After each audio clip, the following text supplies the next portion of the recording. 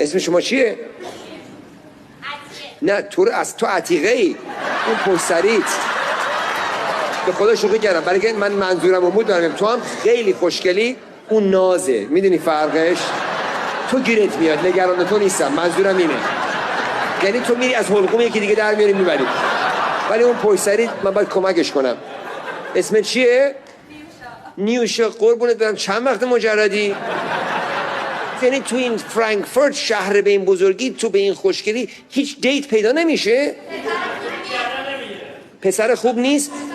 نگو. تو خودت باید خودت مچتو پیدا بکنی. یعنی چی پسر خوب نیست؟ اخلاق تو گوهه.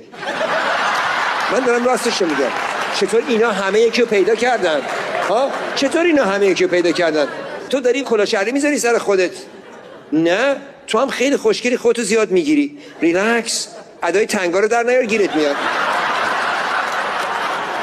من مطمئنم اینقدر ایرانیای بی‌نظیر اینجا هستن، تو طبعت شاید یه ذره نمیدونم عجیب غریبه پسرا. من به تو قول بدم یه پسر خوب پیدا کنم امشب. اوکی نیوشا جونم، تو 5-6 سال مجردی ها، امشب بختت عوض میشه. نه ریلکس هنو پیدا نشده. چه جور تایپ پسری دوست داری؟ نجیب باشه. آقا پسرایی که مجردن یه دست بزنن. تو چرا دست میزنی؟ قربونت برم. تو قیافه خودت تو آینه دیدی؟ من به سایه تو هم شک دارم، چه برسه به خودت. رفیقش از خنده مرد، یه نجابت نمیدونه چیه هست. میام اینور، اینجا خیلی قائل‌ترم. پسر مجرد کیه؟ پسر مجرد این خوبه. این خوبه. اینقدر نجیبه، قیافش مثل این میونه که تا از خونش نیومده بیرون. اسم شما چیه؟ با شما من دارم صحبت میکنم؟ نه قربونت برم، من تو که گرگ بیابونی هستی، من دارم با پشت سریت صحبت میکنم. تو گرگ بیابونی به درد این یکی میخوری که اینجا نشسته بود. این شما دوتا به جان. اینم خیلی خوشگله، ولی بذار من سریع انجام کار دارم. اسم چی داداشون؟ ارژنگ. خیلی خوب. ارژنگ چی کاره ای؟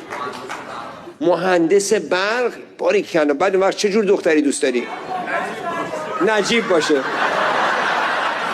من دعوتتون میکنم، پول شامو من میدم، شما برین دیت، مهمون من، با هم آشنا بشین. شاید 10 سال دیگه بتونین همدیگر یه ماچ بکنین. 15 سال دیگه ممکنه اتفاقی بیفته. اینقدر از نجابت همدیگه حال بکنین تا هر دوتون گی بشین. من اینقدر از دختر نجیب بدم میاد، اینقدر بدم میاد. هر کسی تایپی داره دیگه، این خوشش میاد، من بدم میاد. منم مثل این کثافتم. هرچی دختر بدتر بهتر. 4 تا چیز آدم یاد بگیره.